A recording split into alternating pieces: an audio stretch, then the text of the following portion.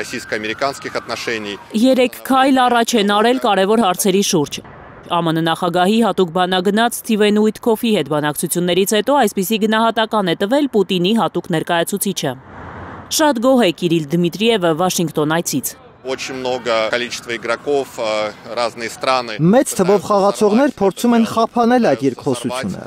Փորձում են փչացնել ռուս-ամերիկյան հարաբերությունները եւ խանգարել այն բոլոր հարցերի լուծմանը, որոնք պետք է լուծվեն։ Սակայն մենք նկատում ենք, որ նախագահ Թրամփի վարչակազմը, ի տարբերություն Բայդենի, լսում է Ռուսաստանի դիրքորոշումը եւ հասկանում է մեր մտահոգությունները։ Российско-американских отношений. Իհարկե կան տարաձայնություններ տարբեր կետերում, բայց կա գործընթաց, կա երկխոսություն, ինչը մեր ընկալմամբ կօգնի հաղթահարել այդ տարաձայնությունները։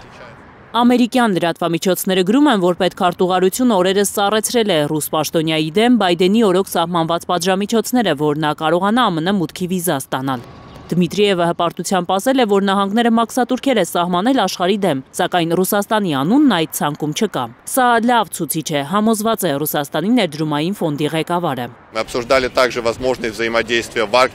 Մենք քննարկել ենք նաև հնարավոր փոխգործակցությունը Արկտիկայում, հողային հազվագյուտ մետաղների, ինչպես նաև տարբեր այլ ոլորտներում, որտեղ կարող ենք ձևավորել աշխատանքային եւ դրական հարաբերություններ։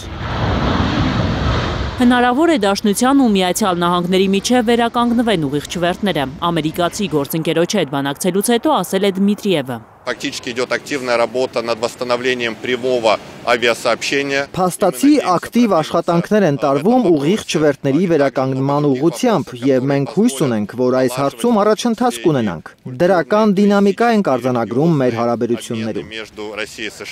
ԱՄՆ Ռուսաստան չվերթները դադարեցվել էին COVID-19-ի բռնկման ժամանակ ու չվերականգնվեցին ռուս-ուկրաինական պատերազմի պատճառով։ Мы обсуждали различные вопросы экономически-инвестиционного характера. Քննարկել ենք նաև տնտեսական այլ հարցեր։ Մենք նկատում ենք, որ ամերիկյան ընկերությունները ցանկանում են վերադառնալ Ռուսաստան։ Հիմա Ռուսաստանում ավելի քան 150 ամերիկյան ընկերություն կա, որոնց ավելի քան 70%-ը շուկայում է ավելի քան 25 տարի։